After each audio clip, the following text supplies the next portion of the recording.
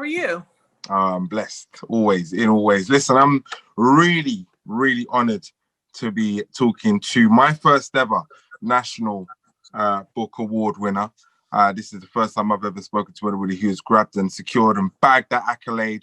And you've done so for The Dead Are Rising, Yes. The Life of Malcolm X, which is a absolute tonker of a book for those who are watching and are thinking, what can they get and put in their Christmas hamper for, you know, their loved ones and people that they care about. I don't mind saying I haven't read it all yet, because I did pick it up as a journalist with every intention to skim read, find a few salient points to talk to you about, and I just thought I wouldn't do it any justice at all.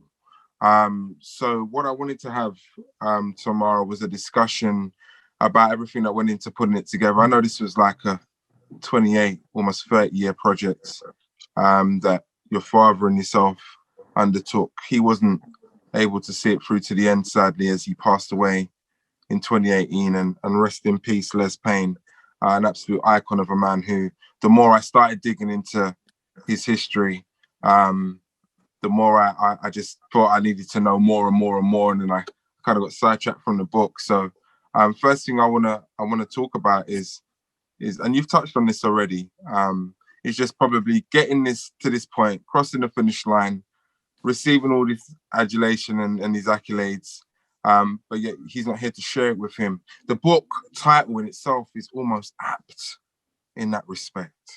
Mm-hmm. Absolutely. But it's apt in all respects. I mean, he came up with the title himself, and it had to do with the subject matter itself. Malcolm used to use this terminology, the dead are rising, or rather he would say the dead are rising. This was the terminology that was used in the Nation of Islam when they would talk about people who had not yet joined their organization and accepted their teachings of Elijah Muhammad. So people who were outside the organization were considered dead. And once they joined, they were considered members and family. So when they would talk about people who were joining in, let's say it was a group of people, they would say the dead are rising. So my father, being lyrical, he liked the term arising. So, and I think it shows more movement. And when you think about what's happening today, I think it's better even to say the dead are arising, because it shows the movement. It's very present.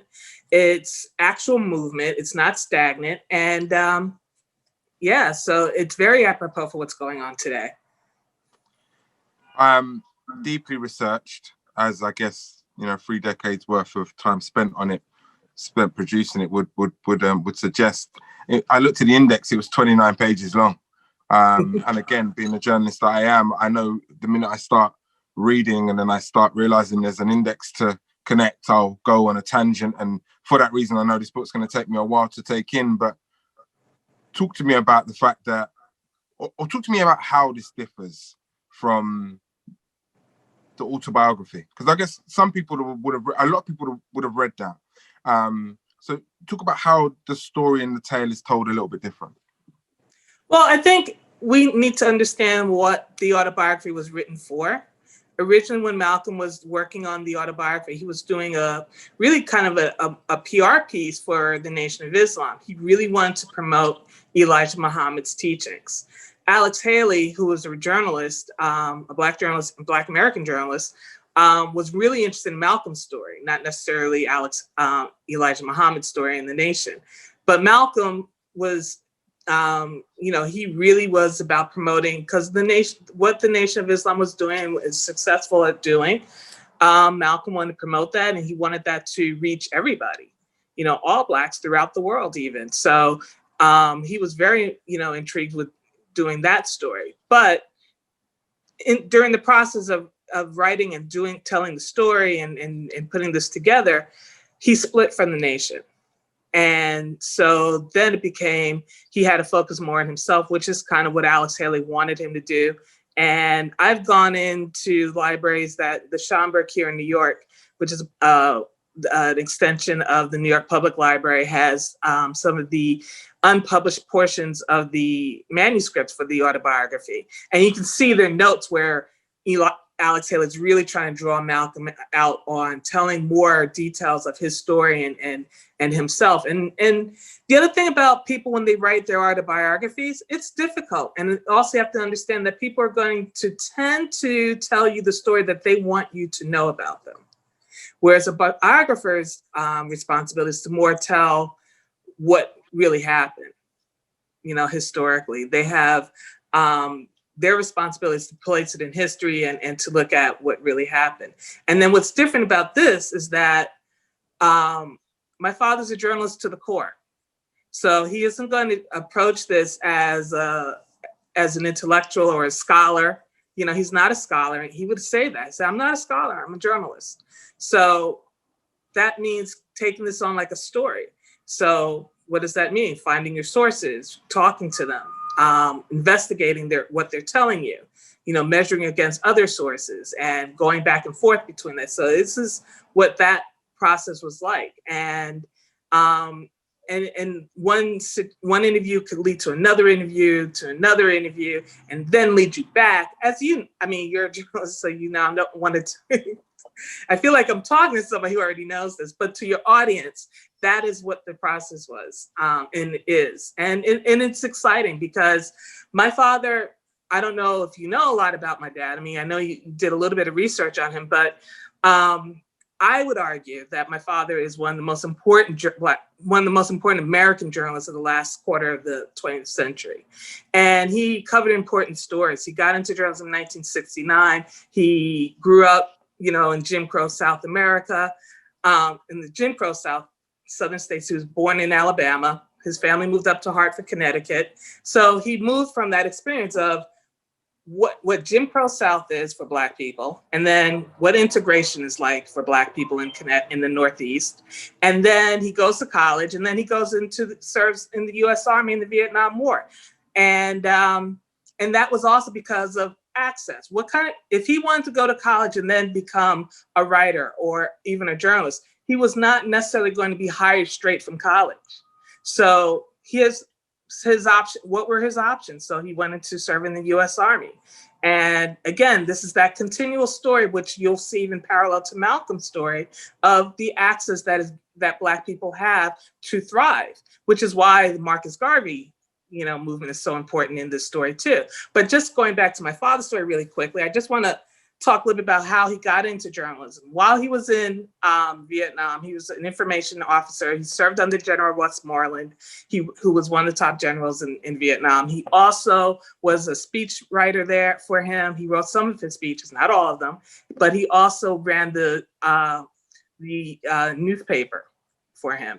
And, it's not, running that is not like doing journalism like you're doing and what he ended up doing at Newsday, but it put him in touch with other journalists who came to Vietnam. And one of his jobs on one day was to give a tour to a journalist named Jesse Lewis, who was working at the Washington Post, and he did a series about Vietnam and what the U.S. troops' life was like. And this was in 1967. Dad took him on this tour. He wrote this series. One of the stories explained that the troops were flying and had emblazoned on their trucks for the U.S. Army the Confederate flag. And this was printed in the Washington Post. Now, the Confederate flag was the flag of the renegade states that left the Union during the Civil War.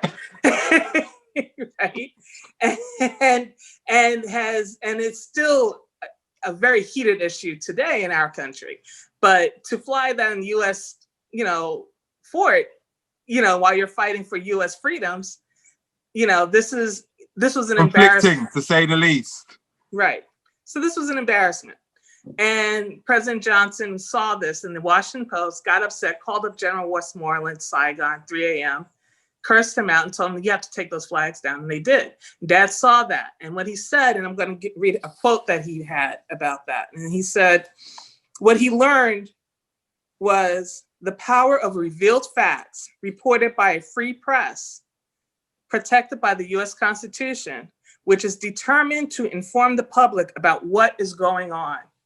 That's what he saw happen in that moment. And he felt that that could be something that he could partake in to help change and improve our lot as African Americans in the United States. And that's what he did. And from day one, he starts off organizing. Organizing is very important. You don't really make change as one person. People that we know, they're leaders of organizations, and they have people who are behind them who are helping them in organizing. You need numbers of people to support you. So that was always about organizing. When you read the introduction, I write about, how he was organizing at Newsday early on, how he had impacted and informed me to the point at even 6 years old, I was asking, where are all the Black people in the intern class that's coming into your newspaper, Dad? You're showing me, I'm looking at this newsletter and there's all these white people. Where are the Black people? Where are the Black faces? And he said, you're right. And he wrote a memo. And this is really important because this memo has circulated amongst the top tier of Newsday where he worked. And he hadn't even been there a year, And he'd been there a couple of years, actually. This was like in the 70s. So he'd been there a few years. He had written this memo. The memo is circulating, and they talked about this till some of these executives died. They still talked about that memo because it impacted them. And what he said basically was, why are you not recruiting Black people? We're reporting stories on Black people. We are this number, the number of the U.S. population. We are important people that you should be looking at, and we need ourselves to be covering these stories also. And he wanted to know why these opportunities were not being granted to that. And, and he really demanded that they give him an answer, and they had, and this thing, it's like, it's a legend at the top tier. The apple clearly didn't fall far from the tree, Tamara. I mean, because while he was a Pulitzer Prize winner and co-founder of the National Association of Black Journalists, which are, like I said, when I was doing my little deep dive into your father, I began to really understand, and I love journalism and have done since. So I truly appreciate some of the things that I was reading about him. But even the fact that you touched on at the beginning of that answer, scrutinizing the notes of Malcolm X's biography to the degree that you saw and were able to discern the type of way he was being questioned, speaks of the level of scrutiny that you've gone to deliver on this biography. Talk about how you guys, and I say you guys, you and your dad, and I'm not being, respectfully, how you guys kind of told the story of the family side of Malcolm that maybe weren't exposed in that documentary, in that autobiography. Well, in the autobiography, Malcolm does talk about his family, but he kind of glosses over. He doesn't get into real details. And again, I always argue that, and Dad and I talked a lot about this during the process. We worked very closely on this project together, so we would talk about these things and why people write, because I enjoy writing. I respect it, and honestly, the real reason I worked on this and has stayed committed to this project is because, one, I believed in the power of this project. I knew who the talent of my father and how he was at the rate he worked, and I wanted to be a part of that. And the other thing is that, I have the family too. I have brothers. I have two younger brothers and my mother. They were also very supportive. But I also want to say that, but for me, it was like, I really want to learn and see my dad work. And to see somebody work at that level of journalism, it's rare. I don't, and then for me to be his daughter, our work relationship was already good before we started working on this, but it deepened. And and it deepened on many levels in that, and learning how to do journalism, talking about journalism, talking about writing, talking about how we do research, talk about how we do interviews. So again, I just kind of want to stress that we worked on this together. I was there with him at pretty much every step of the way. I transcribed a lot of the interviews. I helped in finding some of the people. So yeah, we were definitely part of that. Why Dad wanted to write this. Dad always admired Malcolm X. He grew up, he was born in 1941, and obviously he was coming of age, and his college age in 1963, he was in college. And so he's becoming a man. And the civil rights movement is at the height, of protesting happening. So it wasn't for him a choice of Martin or Malcolm, but he said he lent more towards Malcolm because of the way Malcolm described our situation as Black people in America. And he had kind of a solution to it, which goes back to the Garveyite principles, right? Of self-determination, building your community, thriving, right? And embracing who we are as Black people and not diminishing because we're Black people. Not excusing it, but accepting and embracing it and loving it. So Dad leaned towards that. And he also liked the fact that Malcolm said that we should stand up for who we are and our rights. And not that the Martin Luther King and the civil rights organizers were not saying that, but they were saying that in order to make movement, let's be nonviolent about it. But it was a different way of standing up. It was a different tactic, but that's not what Malcolm was doing. He's like, we have to defend ourselves. So Dad appreciated that. And his view was, after reading the autobiography, which Dad would read every year, thoroughly every 5 years, I still have his autobiography that it's fully like open, that he would read all the time. He felt that and between the speeches, and my father used to play the speeches for the family, for me and my brothers, my mother, every other weekend. And so we were versed. Committed. Yeah, because he wanted us to hear it. But he also played Martin Luther King too, and other speeches. But he wanted us to be aware of what everybody was saying, because what Martin was saying, it was very important to understand also. But what he was saying with Malcolm, but he played Malcolm a lot more, because Malcolm's analysis is something, right? And then Malcolm's, mastered the language, and then his emotions with it, and how he delivered it, and the way he spoke. I mean, it's just so much. Martin Luther King's a very different way of doing it, but Malcolm had his own style, which appealed to my father. And this was also affecting, during those years when I was younger, how he writes, how he's analyzing what's happening to us every day as in America, right? As Black Americans. But what happened, the moment that made him decide that to write a biography of Malcolm X, was when he had the opportunity to meet Malcolm's brothers. He has a friend, Walter Evans, who was a surgeon in Detroit, who was one of the brothers was a patient of his, and he introduced my father to him, and Dad met with him and found out who he was and interviewed him, because he said, wow, Malcolm's brother, I got to hear your story. So like a journalist, he said, I'm going to take this interview, just like you said, you're going to record this. So he did that, and for 8 hours, and he was fascinated, because what this brother told him was about their life growing up. And Dad said he never thought about that, Malcolm as a child growing up, and Malcolm's relationship with his siblings, Malcolm's relationship with his mother, his father, and what that home life must be like. And it never even crossed him, because again, Malcolm has been presented to us fully formed and angry, but nobody really focused about how he got there.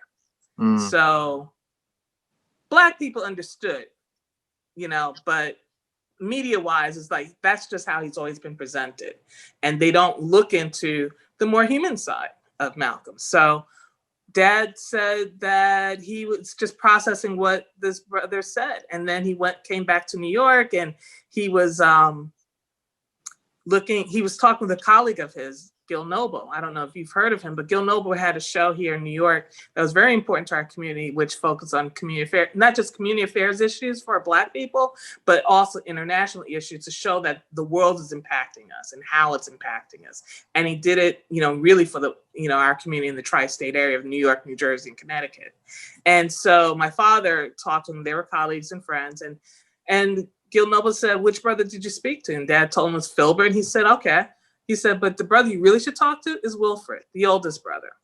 And what turned out is that Filbert, who was 2 years older than Malcolm, has a relationship with Malcolm. And then Wilfred, who's 6 years older than Malcolm, who also turned out to be Malcolm's best friend, from when they were younger all the way through the end of Malcolm's life. And so he was his confidant. Like Malcolm would talk to Wilford all the time about when there were decisions that he had to make that were very difficult. Wilford was there. So my father was able to get that story from Wilford and to talk about that. And so again, it wasn't a one-time interview. He went back and talked to them back and forth as he found out more information, met more people, asked him what he thought. I heard, and then even when Wilford would give his own speeches, he said, "Oh, yeah, I didn't hear that part. Can you elaborate on what you said in that speech?" And, this is the journalism aspect of our process of putting together this book.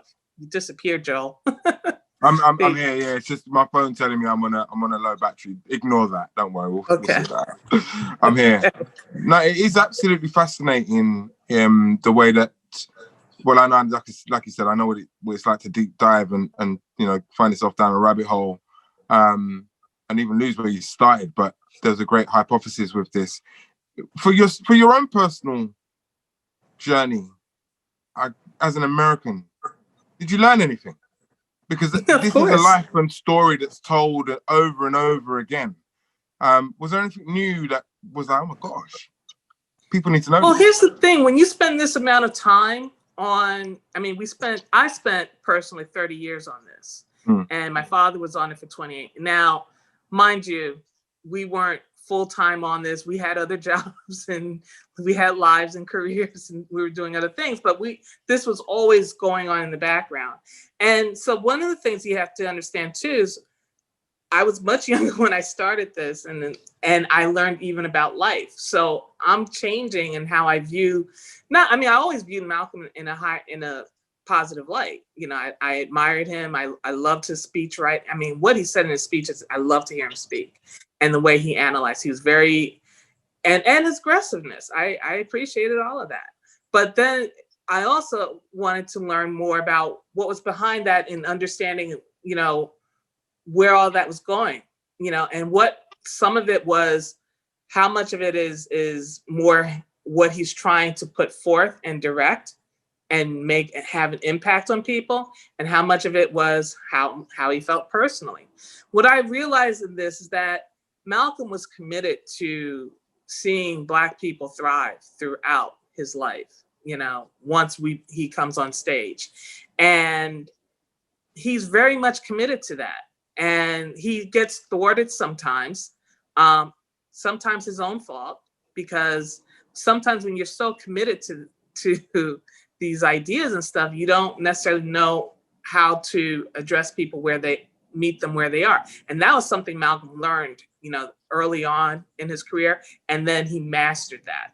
The other thing I like that I learned about Malcolm is how we don't really talk about this, but how he mastered television media and using that to getting his message across. It was Malcolm that convinced Elijah Muhammad to do The Hate That Hate Produced, which is the CBS produced documentary about the Nation of Islam, which is the first time you really see visually who the Nation of Islam is behind closed doors. And it was Malcolm that convinced Elijah Muhammad to do that. And so Malcolm always had a larger view of how to get this message out, how to get to people, how to approach people. And television is still new in the 60s. So he's mastering how to use it, how to give out sound bites that stick and that people will constantly use by any means necessary. These types of things that stick with people. He is amazing just learning that this is what he's doing, purposely. Like he had a reason to do that. All your research, Tamara, is akin to hours of footage shot. How much of it hit the cutting room floor before you developed this masterpiece? This book would have been thousands of pages long. My father didn't even want it to be as long as it is. And everybody's saying, like, it's over 600 pages, Tam. You're asking a lot of people. I said, well. Hey, listen, they got time. I said, well, information's powerful. We learn a lot. This book I really view as important to everybody. Cross races, cross cultures, especially when you're looking at your relationship with the United States and the role that the United States has played in the world stage. So you kind of have to look at what's going on in the United States and what's happening, how they've dealt with that, their own internal situations. And then how Black people have thrived or have been denied access in their struggle to thrive. And, you know, and it's really important to understand this, because a lot of people come to this country, you know, assuming that we don't know what we're doing, that, you know, we have all this opportunity and we have squandered it. And you don't understand, well, there were laws that stopped us. You know, there were laws. They say that Jim Crow South was only in the South, but in the North, there was a different kind of Jim Crow. You know, Malcolm's family was evicted from land where it said in the deed that it could not be sold to Black people. Wow. That was the deed. That was the law. And they were evicted from that land. So what would you say to that? You can't buy land anywhere that you want. And by the way, that's still happening today. I'm not saying that it's in the deed, but like still it is practiced in real estate where they steer Black people only to certain communities and away from, let's say you have an affluent somebody who wants to move into a very affluent community. You know, a lot of real estate brokers would try to steer them to the more affluent Black or more colorful communities with affluent people, but not with the ones that are just, let's say, it's all white or a country club type community. That's still happening today. What would from all your research, Malcolm X made of Black Lives Matter today? What would he would be very encouraged by it, but he would also be very analytical about the situations. Had he lived, I would hope to believe, had he been allowed to live, I would hope to believe that he would be a lot more involved with us in the sense that we would not have progressed this far down the line. He would, because the thing about Malcolm was that he had a way of analyzing situations and explaining it to people and seeing ways to deal with it in a way that people who are in it don't necessarily see every day. And then he would go forth with planning and strategically moving around that. For example, when he left the Nation of Islam did not want to practice, you know, they wanted to be separate. So they didn't even want to vote. They didn't want to integrate with white people. They wanted to have a separate state. And, you know, and Malcolm and dealing with, if we're going to thrive in this country, we can't separate. We're part of the country, you know, and he really understood that. So he thought of ways. For example, when he thought of the way of dealing with, and let me just use this quote that I like from that period of time. Martin Luther King has said it, Malcolm has also said it, and that is that segregation, you know, it imbues the segregator with a false sense of superiority and imbues the segregatee, Black people in this case, with a false sense of inferiority. And so Martin and his groups and the other civil rights groups, they were focusing on the exterior and dealing with the false sense of superiority of the white people. And they did that through attacking the laws. So that's why their tactics were different. Malcolm was focused on dealing with the inferiority complex that Black people had inherited and internalized. And this is not uncommon in Black people throughout the world because we're attacked the same way. But he in America is focused on Black Americans. And so he's very focused, and the way it's set up in America is because of race, which is the most basic form of class, right? Of fighting against class. So, because a lot of people like to say, well, Tammy, it's not race, it's class, but racism it's classism. And exactly. So let's not fool ourselves. Tomato, so tomato. He's very focused, huh? Tomato, tomato. Exactly. So he was focused on, and in America, it is very Black and white. And when other groups of people come in, it's kind of like they have this opportunity if they can it's which side are they going to choose? Are they going to move over to being whites, you know, or, you know, honorary whites, or are they going to side with Black? It is very Black and white even to this day in America. And people can argue that it's not, but it really is. That's really what it comes down to. And that's because the way that this country was set up. But the thing is that when Malcolm travels, first of all, when he gets out of the Nation of Islam. He's separated. He's thinking about the struggle and different ways of attacking this. And he still has to figure out a way of getting another organization because he knows he can't do this by himself. And he knows he doesn't fit in with the Martin Luther King's, organization because he doesn't fully agree with that. So he's going to do his own organization, but he is meeting with the other civil rights organizations and members of those organizations to talk about what the problems are.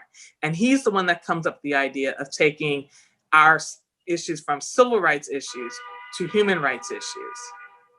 And therefore he takes it to the international stage because that requires going to the United Nations. And that's where you find him traveling. At the same time, embracing becoming a Sunni Muslim, Orthodox and Sunni Islam. And he fully embraces that religion. And in traveling, he goes to these different countries and he's learning about these other situations. And people are talking to him and they're saying, we identify with your struggle in the United States. And he's saying the people that were saying this weren't Black. So he was listening to that and he was really taking that in and trying to understand what all of that meant. And he also said that I haven't fully, I'm not changing. He said, I'm just listening to try to understand what all this means. And, and these people still have to prove themselves to me to see if they're really somebody we can align ourselves with or not. And he never really fully found out because he was killed. Was finishing the book the best part for you, Tamara? Or was there a particularly enjoyable period you had writing this?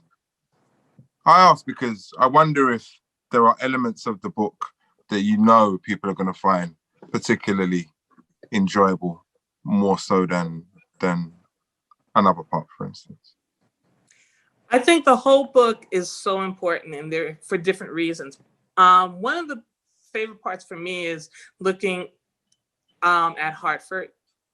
Malcolm's organizing the Hartford Temple for Elijah, for the Nation of Islam. I thought that was interesting because one, that is where my father grew up. He knew Hartford, so it really gave him a chance to really, and when you know a place, it's like when you write about it, you're writing about it intimately, which is different than when you're writing about, and Hartford's not really known. It's not known throughout this country, let alone the world, right?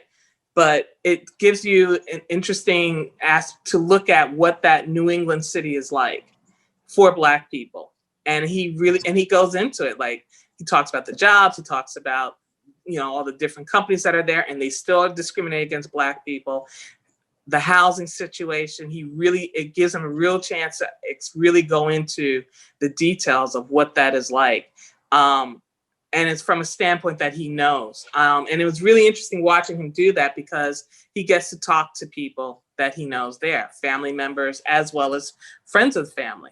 But then also meeting people who were the founding members of that Hartford Temple with Malcolm, and listening to their stories. And that was really interesting.